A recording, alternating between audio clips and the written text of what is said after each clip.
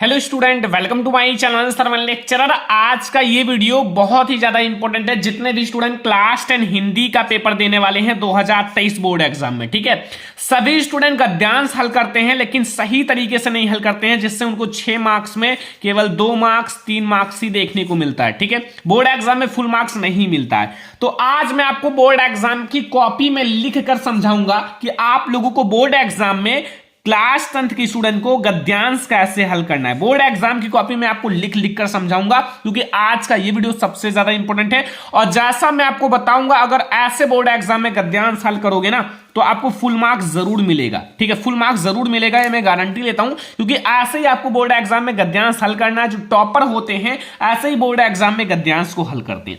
तो आज की इस वीडियो को लाइक कर देना, जितने भी स्टूडेंट देख रहे हैं शेयर भी कर देना अपने फ्रेंड्स के साथ। चैनल पर नया तो सब्सक्राइब भी कर लेना। सबसे पहले आप लोगों को बोर्ड एग्जाम में एक गद्यांश दिया जाएगा। ठीक है, जो आप लोगों का गद्यांश है, सिंपल सा आप लोगों का गद्यांश रहेगा। ठीक है, तो आप लोगों को बोर्ड एग्जाम में ऐसे ही गद्यांश दिया रहेगा। ठीक है, आप लोगों को बोर्ड एग्जाम में जैसे समझो, ठीक है, कि कुसंग का ज्वर सबसे भयानक होता है। जो कुसंग का ज्वर होता है वो सबसे भयानक होता है, और यह केवल नीति और सद्बुद्धि का ही नाश नहीं करता है बल्कि बुद्धि का भी क्षय करता है। ठीक है, इतना आप लोगों का अंडरलाइन रहेगा, ध्यान से समझना है। इतना आप लोगों का यहां से लेकर यहां तक अंडरलाइन रहेगा। ये अंडरलाइन इसलिए है कि ये जो आप लोगों का, इसको ध्यान से पढ़ना है, जो अंडरलाइन वाला है, और इसको आप लोगों को इसकी व्याख्या भी करनी होती है। ठीक है, इसलिए आप लोगों का रेखांकित अंश इसे कहा जाता है कि जो रेखांकित अंश है उसकी व्याख्या भी करना पड़ता है। और किसी युवा पुरुष की संगत यदि बुरी होगी तो वह उसके पैरों में बंधी चक्की के समान होगी। ठीक है, और जो उसे दिन दिन अवनति के गड्ढे में गिराती जाएगी, और यदि अच्छी होगी तो सहारा देने वाले बाहु के समान होगी, जो उसे निरंतर उन्नति की ओर उठाती जाएगी। अब सबसे पहले आपको इस गद्यांश को ध्यान से पढ़ना है, क्योंकि बच्चा 6 मार्क्स का आता है। ठीक है, 6 अंक का आपका ये आएगा गद्यांश। तो ये 6 नंबर फिक्स करने के लिए कैसे बोर्ड एग्जाम में लिखना है, सबसे पहले आप लोग इसको ध्यान से पढ़ना। और जो आप लोगों का रेखांकित अंश है ना, इसको तो बहुत ही ध्यान से पढ़ना, क्योंकि ये आप लोगों का रेखांकित अंश की व्याख्या भी बोर्ड एग्जाम में करनी पड़ती है। तो फिर आप लोग इसको ध्यान से पढ़ लेना। फिर आप लोग गद्यांश को एक बार ध्यान से पढ़ना, फिर रेखांकित अंश को कम से कम 2 बार पढ़ लेना। 2 बार पढ़ लोगे ना तो उसकी व्याख्या जो है ना, आपके मन में कुछ ना कुछ आती चली जाएगी। जैसे एक बार अगर और पढ़ोगे, कुसंग का ज्वर सबसे भयानक होता है, अब आपके माइंड में आएगा कुसंग क्या होता है। कुसंग, ठीक है, तो कुसंग का मतलब है जो आपके मित्र हो वो अच्छी संगति के नहीं हो। ठीक है, और यह केवल नीति और सद्बुद्धि का ही नाश नहीं करता बल्कि बुद्धि का भी क्षय करता है। इतना सा आपको बच्चा केवल रेखांकित अंश की व्याख्या करनी है। और आपको बोर्ड एग्जाम में जैसे प्रश्न नंबर फर्स्ट आ रहा है आ वाला, कि प्रस्तुत गद्यांश का संदर्भ लिखिए। प्रस्तुत गद्यांश का संदर्भ लिखिए। ठीक है, बा वाला क्वेश्चन पूछ रहा है कि रेखांकित अंशों की व्याख्या कीजिए। जो रेखांकित अंश की व्याख्या करनी है, 2-2 मार्क्स के सारे क्वेश्चन हैं। और सा वाला है कि युवा पुरुष के संगत के बारे में क्या कहा गया है। जो युवा पुरुष होते हैं, युवा पुरुष के संगत के बारे में लेखक ने क्या कहा है, यह भी आपका 2 ही मार्क्स का रहेगा। मतलब 2-2 मार्क्स आपको मिलेगा। कुल मिला के आपके जो गद्यांश रहेंगे वो 6 मार्क्स के रहेंगे। ठीक है, तो सबसे पहले आप लोगों को रेखांकित अंश का आप लोगों को संदर्भ लिखना है। ठीक है, तो बोर्ड एग्जाम की कॉपी सबसे पहले आपको दिया जाएगा। बोर्ड एग्जाम की कॉपी में सबसे पहले आप लोग एक तरफ अंडरलाइन करना, बढ़िया से ब्लैक स्केच से आप लोग एक तरफ अंडरलाइन कर लेना।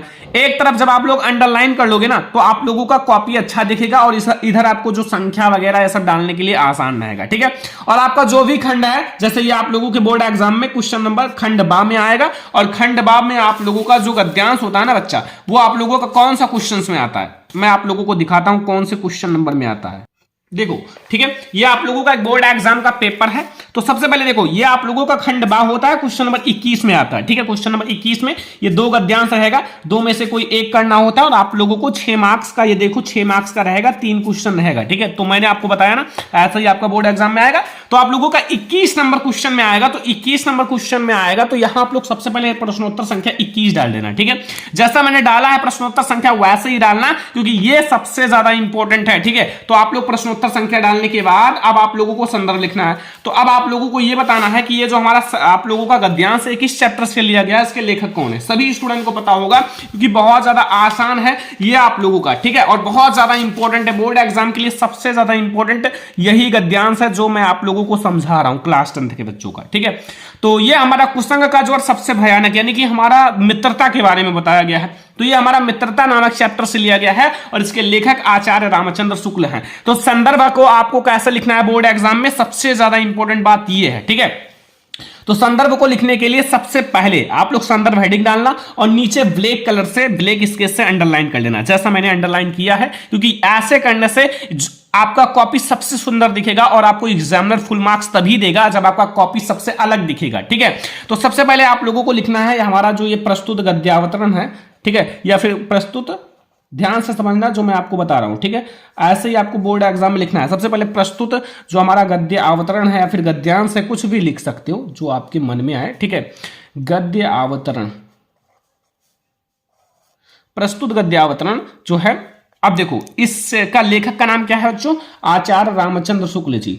तो यहां आप लोग हेडिंग डालना, सॉरी आप लोग ब्लैक से लिखना। सबसे ज्यादा इंपॉर्टेंट बात तो ये है कि इसमें जो लेखक हो या कवि हो, आप पद्यांश सॉल्व कर रहे हो, कवि आएंगे तो उसको ब्लैक से लिखना, क्योंकि ये आपका हाईलाइट हो जाता है जब बिल्कुल याद हो। ध्यान रखना, जब आपको बिल्कुल याद है, कंफर्म है कि ये लेखक हमारा बिल्कुल सही है, तभी ब्लैक से लिखना। अगर नहीं याद है तो ब्लू से लिखना, क्योंकि देखो जब एकदम हाईलाइट हो जाएगा तो एग्जामिनर का नजर आपके कॉपी पर ही जाएगा। तो आप लोग जब एकदम सही रहेगा तो एग्जामिनर देखेगा तो सही रहेगा तो फुल मार्क्स देगा, अगर गलत लिखोगे तो फिर आपका नंबर काट लेगा, ठीक है। तो इसलिए आप लोग ध्यान रखना। तो आचार्य रामचंद्र शुक्ल द्वारा लिखित, अब ये आचार्य रामचंद्र शुक्ल जी इसके लेखक हैं, ठीक है। लिखित एवं हमारी पाठ्य पुस्तक, और ऐसे ही आपका बोर्ड एग्जाम में कॉपी भी रहेगा जो मैं आप लोगों को दिखा रहा हूं, इतनी लंबी चौड़ी कॉपी रहेगी क्योंकि मैंने बोर्ड एग्जाम दिया है, ठीक है। हमारी पाठ्य पुस्तक, हमारी जो ये पाठ्य पुस्तक है, ध्यान से समझो, हमारी पाठ्य पुस्तक। अब ये आप लोग हिंदी, ये हमारा एक हिंदी का पूरा एक गद्य भाग है ना, तो हिंदी आप लोग ब्लैक से लिखना क्योंकि ये आपका एक बड़ा भाग है, ठीक है। तो हिंदी, अब के गद्य खंड, गद्य खंड आप ऐसे ही लिख दो, गद्य ऊपर कॉमा लगा दो, गद्य खंड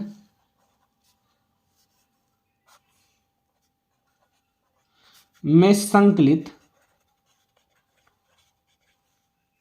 गद्य खंड में संकलित। और इस चैप्टर का जो नाम है बच्चों वो है मित्रता। तो पाठ का नाम और लेखक का नाम, जो आपका गद्यांश होता है, इसमें पाठ का नाम और लेखक का नाम ब्लैक से लिखना। देख लो मैंने ब्लैक से लिखा है, ठीक है। मित्रता नामक, और मित्रता जो हमारा वो एक निबंध है, ठीक है, नामक निबंध से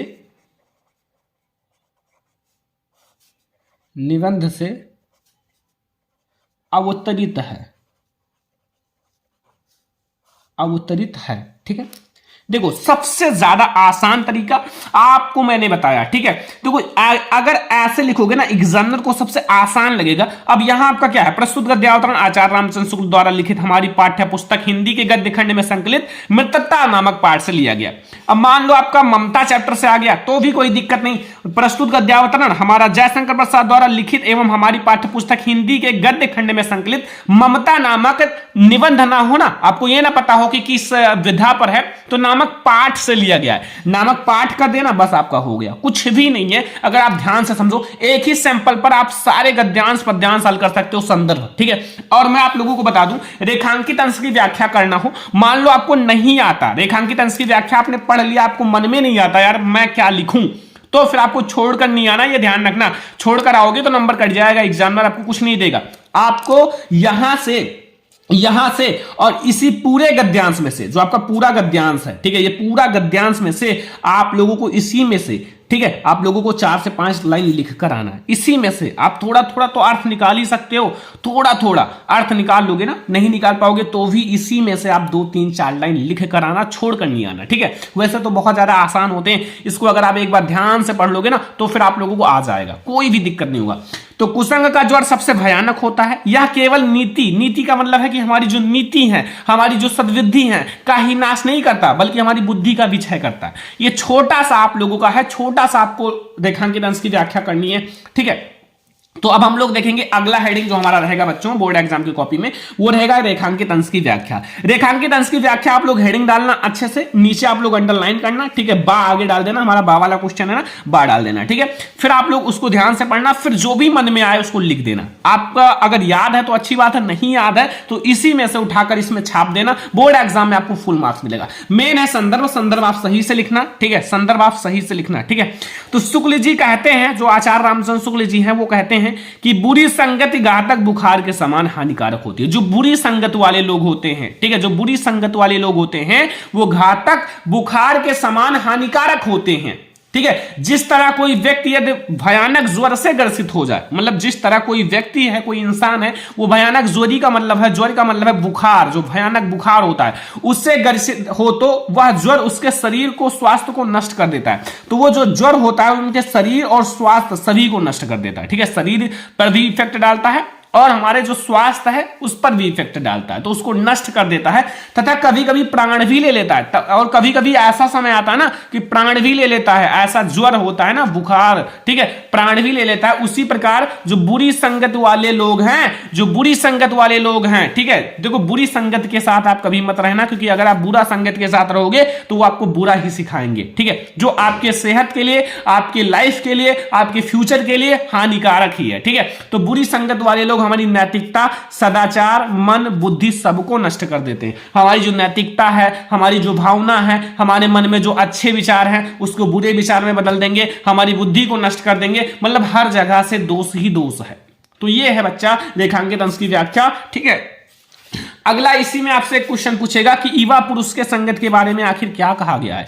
युवा पुरुष के संगत के बारे में जो लेखक है उसने क्या कहा है, ठीक है। तो वो मैं आप लोगों को, देखो बोर्ड एग्जाम में ऐसे ही लिख कर आना है, एक पेज में आपका आ जाएगा अच्छे से, ठीक है। सा वाला क्वेश्चन है कि युवा पुरुष की संगति से, ठीक है, बुरी संगति से उसे अवनति के गड्ढे में प्रतिदिन गिराती जाएगी। जो युवा पुरुष है, युवा पुरुष की यदि बुरी संगत होगी तो उसे अवनति के गड्ढे में दिन प्रतिदिन गिराती जाएगी, और अच्छी होगी तो वह निरंतर उन्नति की ओर अग्रसर करेगी। अगर आपकी संगत अच्छी है तो आप उन्नति करोगे, अगर आपका संगत बुरा है तो आप दिन ब दिन आप नीचे जाओगे, ठीक है, ये समझना। तो ये बच्चा हमारा है गद्यांश बोर्ड एग्जाम में कैसे हल करना है। बोर्ड एग्जाम में अगर ऐसे गद्यांश हल करके आओगे यार 6 में 6 मार्क्स आपका फिक्स ही हो जाएगा, एक भी नंबर नहीं कटेगा, ठीक है। अगर आप लोगों को और भी वीडियो चाहिए कि बोर्ड एग्जाम में हम पद्यांश कैसे हल करें, बोर्ड एग्जाम में कॉपी कैसे लिखें, तो आप लोग कमेंट कर देना, आप लोगों के लिए वीडियो जरूर लाया जाएगा। आज का ये छोटा सा वीडियो था, आज मैंने आपको ये बताना चाहा कि आप लोगों को बोर्ड एग्जाम में गद्यांश को आखिर कैसे हल करना है, ताकि बोर्ड एग्जाम में आपको फुल मार्क्स जरूर मिले, ठीक है। तो आप लोगों को ऐसे फुल मार्क्स मिलेगा अगर ऐसे गद्यांश को हल करोगे। अच्छे से आप खंड बार डालना, प्रश्नोत्तर संख्या डाल देना, संदर्भ हेडिंग डालना तो अच्छे से अंडरलाइन कर लेना, रेखांकित अंश की व्याख्या हेडिंग डालना तो अच्छे से अंडरलाइन कर लेना, और यहां आप लोग अपना जो भी क्वेश्चन है उसका आंसर देना, ठीक है। कोई दिक्कत नहीं, सारा मार्क्स आपको फुल मार्क्स मिलेगा, ठीक है, अगर बोर्ड एग्जाम में ऐसे गद्यांश हल करके आओगे तो आज का ये वीडियो सबसे ज्यादा इंपॉर्टेंट था। आज की इस वीडियो में मैंने आपको बताया कि ऐसे ही बोर्ड एग्जाम में गद्यांश हल करो, ठीक है। और आप लोगों को ये ऐसा कोई नहीं बताएगा कि आप लोगों को अच्छे से लिखकर बताया। मैंने आपको बोर्ड एग्जाम की कॉपी में लिखकर बताया कि ये कॉपी आपको बोर्ड एग्जाम में ऐसे दिया जाएगा, एक तरफ अंडरलाइन करो, प्रश्नोत्तर संख्या डालो, खंड बार डालो, सब कुछ, ताकि आप लोगों को सब कुछ मिले, फुल मार्क्स मिले। और ऐसे ही आपको मैं सब सब्जेक्ट का बताऊंगा। तो आज के इस वीडियो को सारे बच्चे लाइक कर दो, शेयर भी कर दो अपने फ्रेंड्स के साथ, चैनल पर नया तो सब्सक्राइब भी कर लेना। हम लोग ऐसे ही और सारे वीडियोज को लाएंगे ताकि आप लोग और भी अच्छे मार्क्स एग्जाम में ला सको। तो चलो हम लोग मिलेंगे नेक्स्ट इंपॉर्टेंट वीडियो में, तब तक के लिए धन्यवाद।